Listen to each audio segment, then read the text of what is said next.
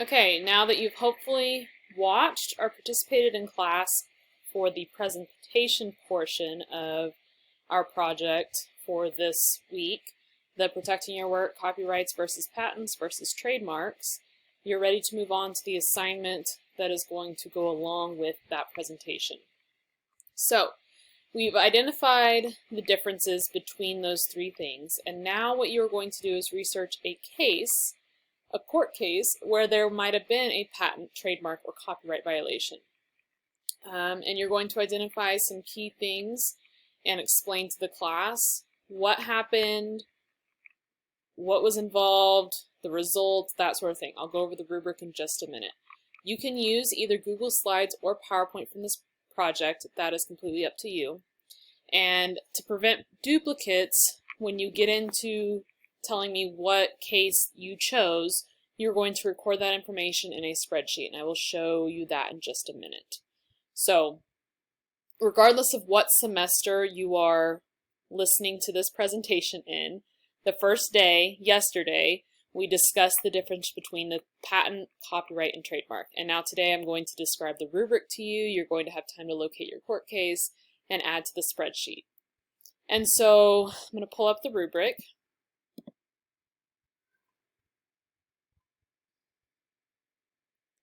Similar to all of our presentations that we will have in class, the first piece, the first 20 points, go with the end of the project when you present this information to the class. Were you professional and confident, engage with the audience, clear voice with a good pace, use the slides appropriately, and then there's a couple opportunities for bonus points. One for overall impression and quality, and the other for dressing up for your presentation. But let's get on to the presentation or the PowerPoint or Google Slide, whatever form of presentation you choose. You can even get fancy and use a Prezi. I don't really like you to use Keynote just because I can't open it from my computer. If I want to go back and look at your work, I have to do that from my iPad. So you need to use a device or use a product that I can open and view from my side of things on my desktop computer. So the first slide is going to be the name of your court case, a picture that represents that case, and then your name. Then we're basically going through what an interview or a journalist might do, the who, what, where, when, why, how, that sort of thing. So who was involved in the case? And let me backtrack for a minute. So my example that I like to use in class is Ed Sheeran versus TLC and Shape of You. And so I'm going to play this video just for a second.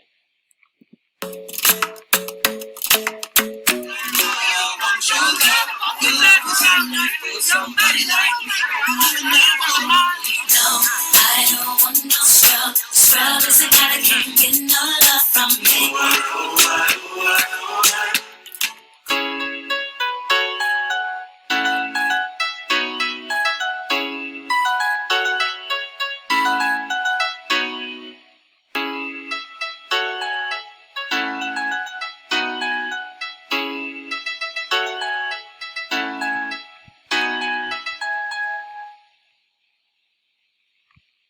My girl, you know I want your love.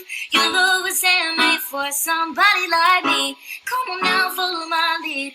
I may be crazy, don't mind me. Say, boy, I don't want no scrub. The scrub is a guy that can't get no love from me. Okay, so I always give the example of Ed Sheeran's Shape of You and TLC's No Scrubs being a situation that there was a copyright violation. Remember, we talked about copyright being a work of art. So my presentation would be about this court case. So TLC's authors, the people that wrote that song, claim that Ed Sheeran used the melody for Shape of You. And I don't even think that it went to court completely. I think just ultimately Ed Sheeran's like, yeah, you're right. Those sound too similar. Therefore, TLC's bandmates, the members of the band, are listed and credited for Ed Sheeran's Shape of You. And what this means for them is they receive the royalties that the song earns. So anytime Shape of You earns money, TLC earns money. And that is a big reason why artists put so much time into protecting their works of art. And so here, my title would be Ed Sheeran versus TLC, and some sort of a picture to represent. The who, I would write in, I would say Ed Sheeran and TLC, and maybe go into even writing out who was part of TLC, maybe include some photos of them. The what and the how, I would describe the case, and I would need to be objective. So whatever you choose, you need to be objective, and that just means you're just stating the facts.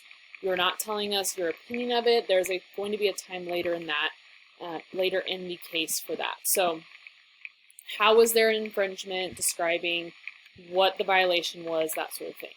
Just the facts, nothing to do with your opinion or the opinions of others. Where did this case take place? This might be the hardest thing for you to find, and what I mean by where is you could describe, well, all of a sudden on Twitter there was a bunch of backlash, and then TLC filed the case in Los Angeles, California, or something along those lines. So where did it take place? Everything will have, if there's a court case, there has to be a court in which it was filed.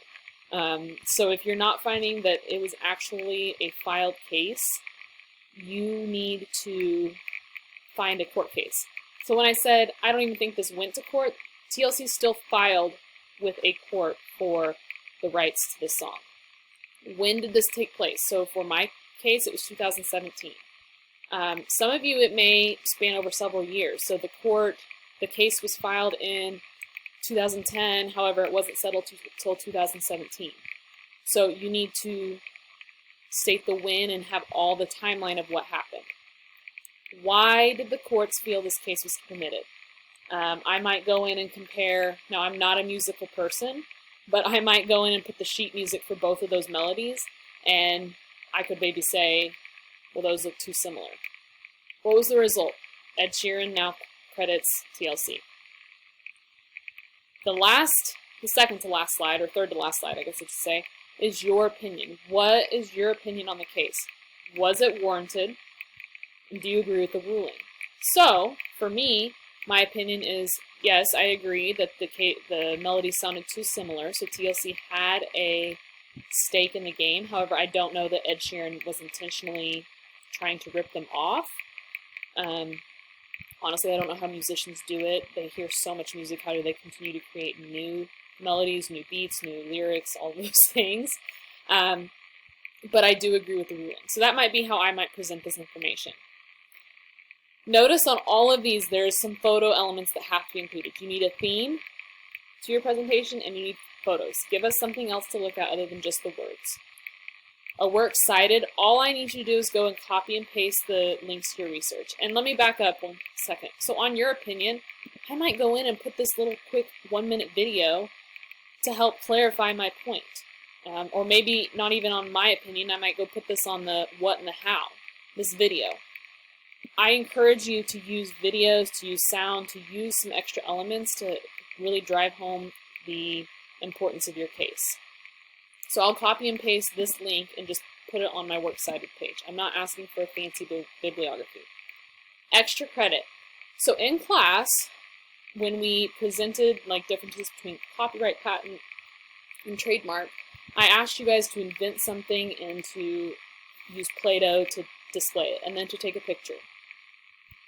Your extra credit, and this is an opportunity to earn back some points that maybe you lost earlier this semester, is to show us a picture of your Play-Doh invention, describe it for us and to the class. So this piece, it's really important that you're here to present. Describe it to the class, and then I need you to go out and research. Was it something that is already invented, or are you onto something? So just an opportunity for you to share your Play-Doh invention with the class. It's okay if your invention isn't how you want it to look or whatever. It's just something for fun and an opportunity for extra credit. Okay? So this is a description of the project. You're going to take a minute here now and go locate a court case. When you come back to class, or come back to after you've located your court case, you're going to open the document that says class rosters. And you might not be in fall 2020. This might be something 2021, 2022. Whenever you're looking at this project, my internet's going to choose to be slow now, of course. Let's see if I can reopen it. All right. You're going to go locate at the bottom your hour. Okay, so let's say I'm in 4th hour. You're going to go find your name on the spreadsheet. You're going to write down your court case. So here's an example that I did. TLC versus Ed Sheeran. Then you're going to go find the link that you found, your initial, yep, that's what I want to do. You're going to paste that in right here. All right. So for example, I found it, on this Billboard site. I came in, highlighted, right-clicked, copy. Come in here, right-click, paste, and I pasted in that link. So you should have your name, topic, link to research. Before you hit paste or before you solidify your topic, make sure nobody else in your class has done that topic. This is important. This is why we're writing it down. It's because I don't want duplicates. I don't want 14 people to tell me the TLC versus Ed Sheeran case. Find your own information, okay? So again, it's important that you go and you look through this before pasting yours in. And I don't want you to get into arguments with your classmates saying, hey, I was there first. If it's there, it's there. I can go and see who was there first, okay? So timeline is regardless, you'll have 3 days in class plus today to work. And then you will have 3 days of presentations. I hope this helps, clarifies some information for you. Let me know if you have any other questions.